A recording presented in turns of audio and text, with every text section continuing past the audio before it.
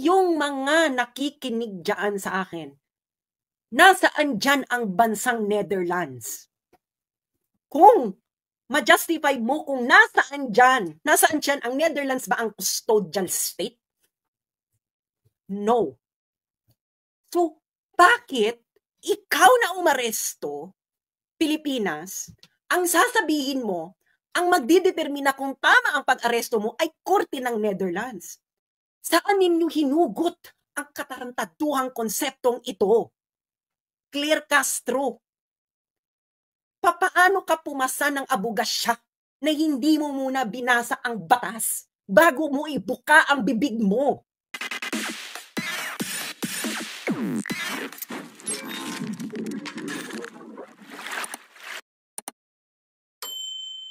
Hello everyone! Magandang gabi po sa lahat po ng ating mga tagapanood. Ito po ang inyong favorite na tagalista ng Noisy, si Sasha Rogando Sasot. Alam nyo naman, ako ang #1 tagalista ng Noisy.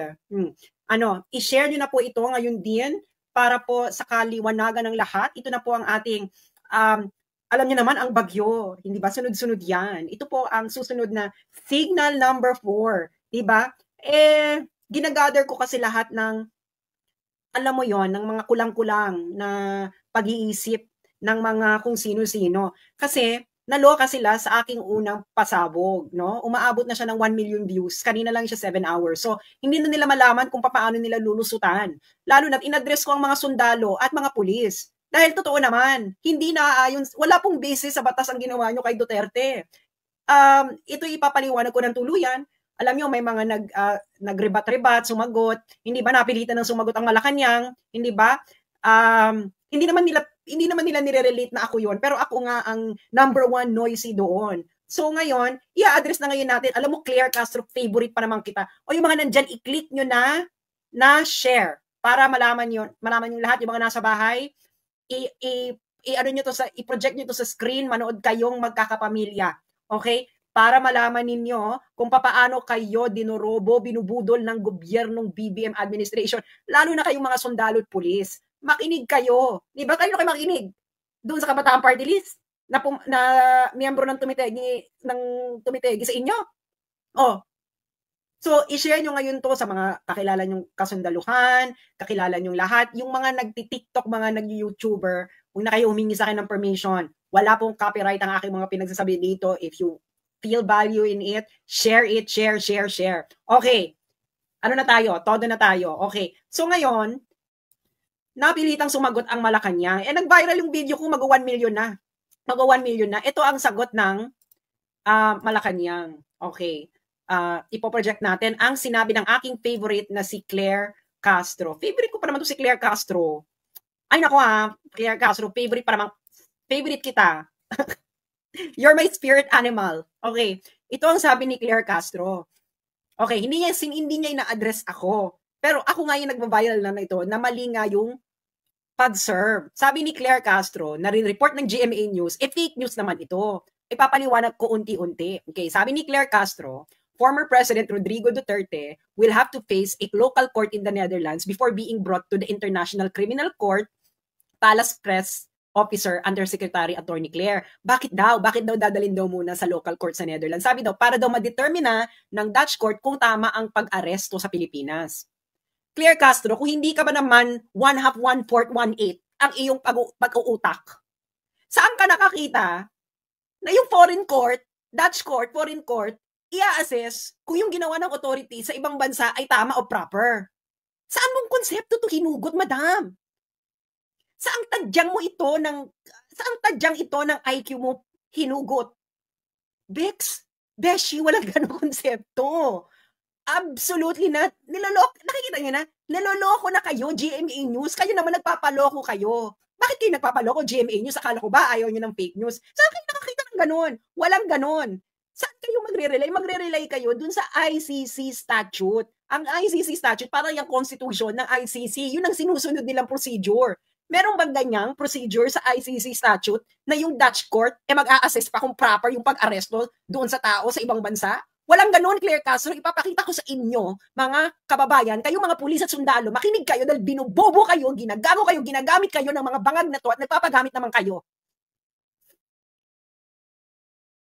Hindi ba? Paano nyo may papaliwanag sa mga anak nyo yan? Sa pamilya nyo? Sa future generation ng mga Pilipino? Na ang isang dating presidente ng Pilipinas, dati yung commander-in-chief, hinugot ninyo ng ganun-ganun na lang at inilabas ng bansa. At mali pa ang procedure. Diba? Granting. Sa ginagawa ko to, I am thinking na tama sila na may jurisdiction ang ICC sa Pilipinas. So kahit may jurisdiction yung ICC Pilipinas, mali ang ginawa ninyo. Kaya i-share ninyo ito sa mga sundali ninyong kabarkada, kakilala, kapamilya. Dahil malaking kaingotan ito, pambubudol sa mga sundalo at pulis. Nagpabudol naman kayo. At yung mga anti-Duterte diyang lawyer, makinig kayo dahil ililibing ko na lahat ng legal hallucination ninyo sa mga tadyang na mga bababa ninyong IQ. Oh, makinig kayo ha. Makinig kayo. Okay. Tama ba ang sinabi ni Claire Castro na ipaprocess pa raw ng Dutch court at i-assist ng Dutch court tama ang pag-aresto? Isa itong 100% legal hallucination na I hope na because of old age, Claire Castro, at hindi dahil sa kakasinghot. Ito ang ICC statute. Doon lang tayo sa facts, no? Doon lang tayo sa facts. ICC statute. Okay. Ito ang ICC statute. Papalakihan ko para makita ninyo, ha? Yan. Okay? Rome Statute of the International Criminal Court. Ngayon, pupunta ngayon tayo sa Article 59. Ito ngayon ang gumulantang sa kanila. Kita nyo yan. Article 59, arrest proceedings in the custodial state. Anong ibig sabihin ng custodial state? Ang custodial state po, ito po ang umaresto. Okay? Doesn't matter kung member state ka ng ICC or whatever. Kung ikaw ang umaresto, in effect mo ang warrant ng ICC, you are the custodial state. Kaya yung Kabataan Party List dyan, kayong mga sundalo at mga pulis, makikinig kayo dun sa Kabataan Party List. Ha? Makinig kayo. Doon kayo makinig sa tumitegis sa mga katulad ninyo. Oh, sabi nila, hindi daw custodial state ang Pilipinas. So, ano ang Pilipinas?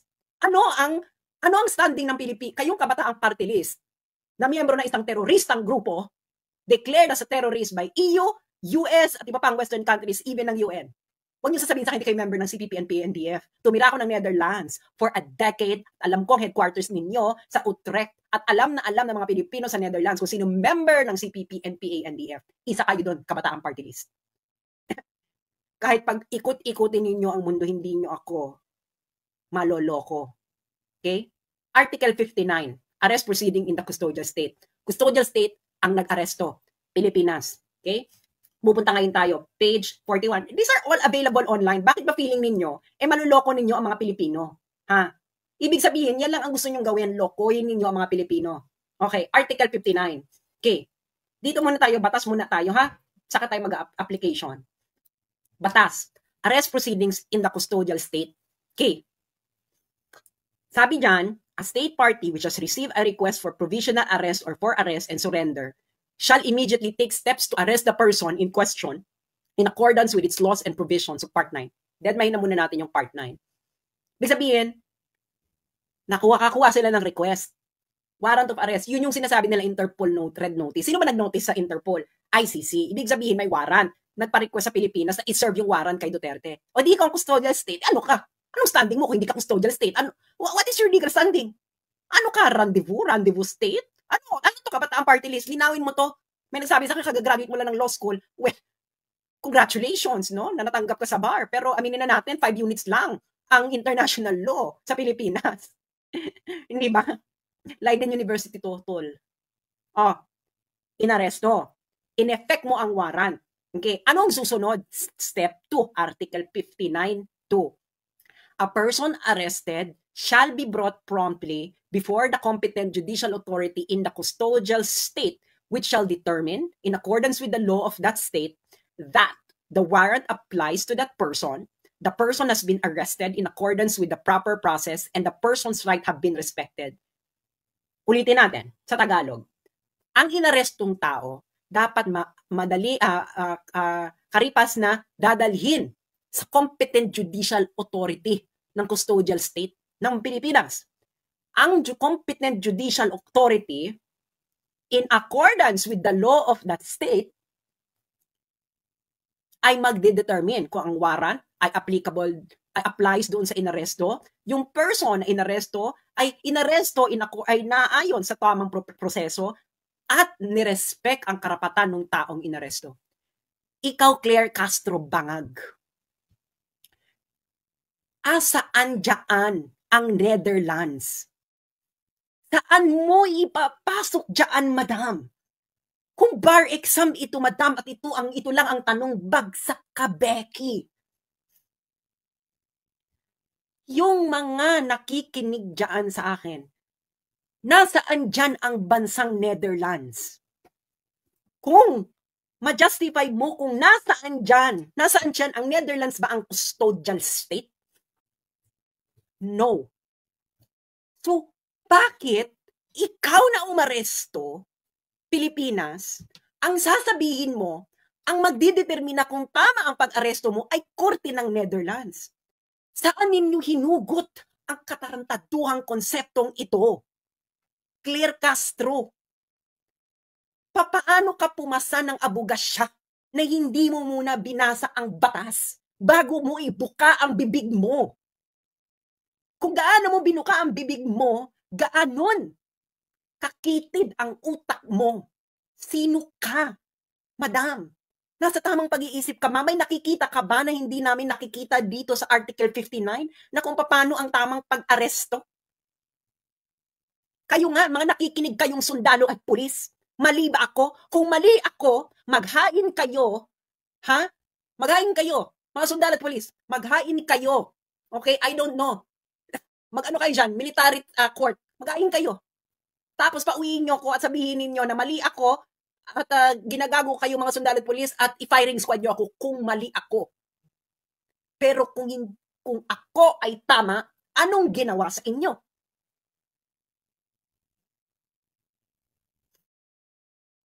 Oh, Claire Castro, magpaliwanag ka. Saan sa Article 59 na ang Netherlands ang magdidetermina kung tama ang proseso ng pag-aresto? Kayong GMA News, ano na? Dahil ba ilang porsyento sa inyo ay ng kumpanya ninyo ay pag-aari ni?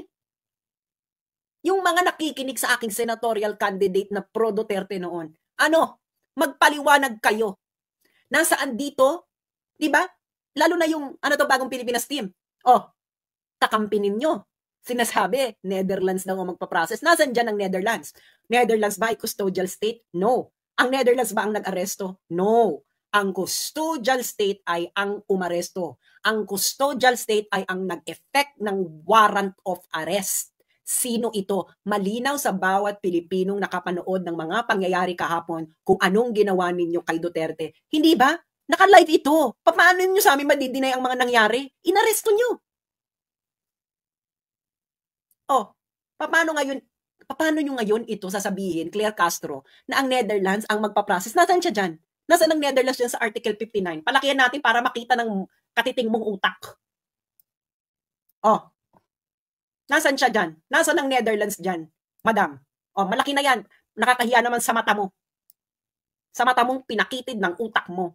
Nasaan ang Netherlands dyan, madam? Nasaan? Oh, a state party has received a request for provisional arrest or for arrest and surrender. Netherlands ba ang naka-receive? No. Pilipinas ang umaresto, di ba? Who immediately took step to arrest the person? Si Duterte. Pilipinas. And then, from step 1 to step 2, a person arrested shall be brought promptly before the competent judicial authority in the custodial state. Ang custodial state ay yung arresting state. Netherlands ba, Claire Castro, ang arresting state? Nasa Netherlands ba si Duterte nang siya inaresto? Wala. Nasa Pilipinas. Inaresto nyo, di ba? Okay. Ang sunod na tanong, kayong mga nakikinig, nakita nyo ang lahat. Ipinresenta ba nila? Oh. Ayan ang requirement. After ng arrest, a person arrested shall be brought promptly before the competent judicial authority. Ano ibig sabihin nito? Ipipresenta nyo si Digong sa harapan ng competent judicial authority. Ginawa ba nila ito? Kayong mga sundalo at mga pulis na nakikinig sa akin, ginawa nyo to? Ginawa ito ng mga kasamahan ninyo sa dati ninyong commander-in-chief? Oo, hindi lang ang sagot. Napakasimple. Oh. Oo o hindi. Na pagkatapos arestuhin si Duterte, ay ipinresinta si Duterte sa harapan ng competent judicial authority ng Pilipinas. Oo o hindi? Yung mga sundalo at mga pulis na nakikinig sa akin. Oo o hindi? Hindi. Nakita namin ang lahat ng nangyari, huwag kayong magmaang-maangan. Ginawa ba ito? Ginawa ba ito ng competent judicial authority? Ha? Pagkatapos ninyong iharap si Duterte? In-examine ba ng competent judicial authority pagkatapos siyang arestuhin na ang warrant ay nag-a-apply kay Duterte na nasa tamang proseso ang pag-aresto at ang karapatan ng inaresto nyo ay respected? O ay in accordance with the law of that state. Claire Castro, in accordance with the law of the state that arrested. Paano mo sasabihin na yung Netherlands ang mag-a-assess? Netherlands, ano yun yung Netherlands? Gagamitin niya yung sarili niyang batas para i-assess kung tama yung pag-aresto sa Pilipinas? Baliw! Kung ba, example, ito lang ang question, bagsak ka na. Hindi ka naging abogado ngayon. Okay. Step 2 yun. Step 3. Nahiharap mo na sa competent judicial authority. Step 3. The person shall have the right to apply to the competent authority in the custodial state for interim release pending surrender. Yung competent authority dito, yung competent judicial authority yan. Okay? Hindi mo nga hinarap sa competent judicial authority. So, ginawa ba ito mga kababayan? Binigyan ba nila ng karapatan si Duterte na mag-apply sa competent authority? Paano mo nga gagawin? Hindi mo nga hinarap sa competent judicial authority. Sa ano nang gagawin niyan dito? Kailangan niyang interim release. Okay? Pending surrender. Pwede siya, karapatan niya yan. Karapatan niya ng mga akusado sa ICC. Ginawa ninyo? Napanood nyo lahat? Ginawa niya? Ginawa nila? Ginawa ng BBM administration? Simple lang sagot dito. Hindi. Procedure to Ang procedure, checklist lang yan. Yes or no lang ang sagot dyan. Yan ang yes or no. Kayo sa mga kongreso. Yan ang tamang yes or no lang ang sagot. Yung procedure. Kung procedural question. Okay. After nyan, i-review ng competent judicial authority. Ano i-review niya? Okay? I-review niya kung pwedeng bigyan ng interim release. Ngayon, yung ICC ino-notify na may request for interim release yung akusado. At yung ICC magbibigay ng recommendation kung pwede ba or hindi. Recommendation lang. Ngayon yung korte ang huling magde-decide. Okay? Sabi sa step 6, if the person is granted interim release. Ibig sabihin, yung korte ng arresting state, yung Pilipinas, kung nag-grant nila, yung ICC, yung pre-trial chamber ng ICC, ay magre-request ng periodic reports ng status ng interim release. Okay. Once ordered to be surrendered, step 7, once ordered by the custodial state, the person shall be delivered to the court. The court here is the ICC as soon as possible. Okay. So, ang nangyari sa'yo, kay Duterte, step 1, arrest, biglang nag-jump sa step 7. Tama ba yon? Mga sundalo at kapulisan, tama ba yon? So, ano ang basihan mo, BBM Bangag,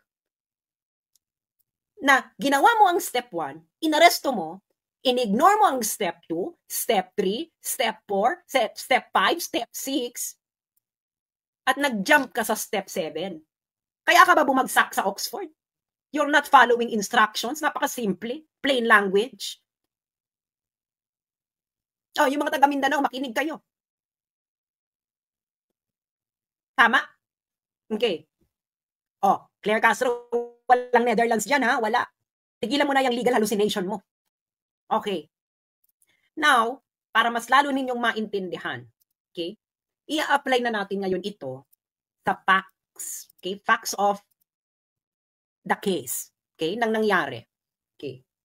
Nasa na itong i-share ko. Kaya paki-share muna ito at makinig kayo nang hindi kayo naloloko ng mga kung sino-sino. Okay. Nasa na ba yan? I-ano ko na lang. I-share ko na lang yung Facebook ko. Yung mga, wag na kayo mag-request sa akin kung i-download nyo para sa TikTok, i-download nyo na lang. Okay. Dito ngayon tayo sa application. Okay. Ito ang sunod-sunod na pangyayari. Inaresto si Digong, correct? Granting, sabihin na natin for the sake of argument na may jurisdiction ng ICC, inaresto ninyo sa bisa ng warrant of arrest ng ICC. Huwag niyo akong paikot-ikutin na dahil sa Interpol. Wala pong karapatan ng Interpol na mag-issue ng warrant. Ang Interpol po, nag-i-issue po ito ng red notice after merong isang requesting party na magsabi na may warrant of arrest itong tao ito at kailangan ng tulong ng Interpol. Ang Interpol nag-issue ng red notice on the virtue of that warrant. At ikaw, Pilipinas, ikaw, Bongbong, hindi ka nag-comply sa Interpol, nag-comply ka dun sa warrant. Hindi dun sa red notice, nag-comply ka doon sa warrant. Okay. Sabi mo, inaresto si Digong. Okay, nag-comply yan sa Article 59.1 ng ICC statute. Arrest the accused. Check. Anong second step nila? Dinala sa Villamor Air Base. Anong step 2 sa ICC statute? Iharap ang akusado sa competent judicial authority ng custodial state. In other words, Pilipinas. That's Article 59.2. Okay. Nag-comply? Aba, kahit grade 5, maintindihan ko anong difference ng Villamor Air Base at competent judicial authority. Wes, wag niyo na maka-illegal calisthenics. Ang layo naman ng Villamor. Kailan naman naging competent judicial authority ang Villamor Air Base? Yung mga sundalo at pulis. Oh, mali ba ako? Sabihin niyo sa akin, baka nagbago na. Baka nagbago na talaga ang Pilipinas. Na ang Villamor Air Base ay bigla ng competent judicial authority. Anong next step ninyo? Isinakay sa eroplano. Anong next step anong next step ayon sa batas na nanaayon sa ICC proceedings? Ang competent judicial authority susuriin ang warrant process at kung nirespeto ba ang karapatan ng accused. That's Article 59.2. Complied? No, X. Umalis ang eroplano ng Pilipinas. Yun na yung final step ninyo. Ang next step doon, ang akusado ay pwedeng humiling ng interim release sa competent judicial authority. So, iharap nyo muna siya, i-assess muna ng judicial competent authority lahat ng mga nangyari, and then, ang akusado ay magre-request ng interim release. Karapatan niya yun. Nasa ICC statute yun. Huwag nyo ibase sa feelings ninyo. May batas po. Nandun yung batas, may procedural Wala akong pakialam sa mga drama. You cannot pick and choose kung ano yung steps ninyo dito. Hindi ito dance revolution. Kahit nga Dance Dance Revolution, kailangan mo mag-follow ng steps. Okay. Hindi, di ba? Ngayon, ang dami na naman nilang mga ebas. Akala nila hindi ako handa sa mga kaebasan nila, no? Sabi nila, hindi na naman member ng ICC ang Pilipinas, kaya hindi na applicable lang Article 59. Una-una, sabihin ko lang na yung mga nagsabi niyan, ang nagpapatunay na ang average IQ ng mga Pilipino ay 81. kung hindi ka na member ng ICC at sinasabi mo na yung batas ng ICC hindi nag-a-apply sa Pilipinas, so anong basis mo ng arrest? Nagigets niyo? Sabi nung iba, hindi na raw applicable ang Article 59 na binasa ko kanina sa Pilipinas dahil hindi na raw member ang ICC, kaya daw dapat si Digong ay ilipad. Ilipad saan? So, anong basis mo na kukunin mo si Digong, ilalagay mo sa plane at ililipad mo palabas ng Pilipinas? Paki-explain. Wala, di ba? Doon pa lang, safe lang ka na. Kung hindi na member, bakit, anong basis mo na tinanggal mo si Digong? Hindi naman voluntary si Digong na sumama sa airplane. He was arrested by Torres live in front of the Filipino people. Tapos sasabihin mo, hindi inaresto? Ano yun? Ano nangyari kung hindi siya inaresto? Ano ba itong party invitation ba ang ginawa ni Torres? Meron bang party sa Netherlands? Sinabi ba ni Torres kay Duterte na, Digo, may party sa Netherlands. Ano, gusto mo may libreng aeroplano? Ganun ba nangyari? Hindi ganun ang nangyari. Oy, inaresto, you are the arresting country. So, susunod ka. Ikaw nga nag-arresting country. Okay. Ngayon, papatulan natin. Sabi daw, hindi member, hindi applicable. Okay. Ngayon, may nangyaring similar na ganito, no? Pinaliwanag ng ICC itong Article 59. Kung ano ang responsibilidad ng arresting state, kung saan inaresto yung tao. Papakita ko sa inyo yung jurisprudence. Sa jurisprudence na tayo ngayon, mga Lodin. Akala hindi yung sabi ko. Lalo na yung mga nagsasabi na huyo daw para i-discuss. Ngayon, huyo kayo ngayon. Okay. Jurisprudence na tayo, di ba? Okay. Para dun tayo sa mas exciting parts. Okay. Jurisprudence. Okay. Anong jurisprudence ito sa ICC? Ito ay ang jurisprudence ng situation in Libya in the case of the prosecutor versus Saif al-Islam versus Gaddafi. Okay? Kung natatandaan ninyo, ang Libya po ay hindi po ito member ng ICC. Ngayon, paano ngayon sila napasa ilalim sa jurisdiction ng ICC? Dahil meron po sa Rome Statute na ang UN Security Council ay pwedeng magpasa ng resolution na ire-refer nila ang isang sitwasyon sa ICC para investigahan. Kaya napasa ilalim sa jurisdiction ng ICC ang Libya kahit ang Libya ay hindi ito miyembrong bansa. May ganun pong procedure. Okay. Ngayon, i-search ito, number ICC 0111-0111,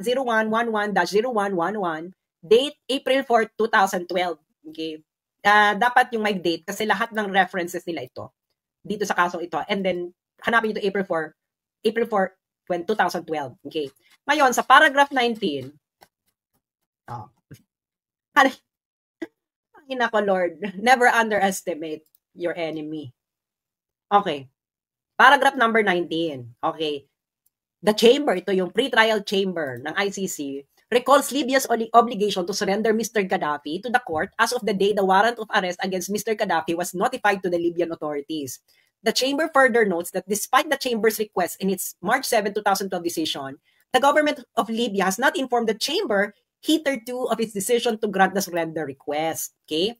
Absent any justification for postponing the execution of the surrender request, the government of Libya must therefore make its decision to grant the surrender request, afford Mr. Gaddafi the procedure described in Article 59 of the statute, which necessarily follows from arresting a person pursuant to a surrender request. And 3, start making arrangements in preparation for the surrender of Mr. Gaddafi to the court without further ado. Ano yung sinabi?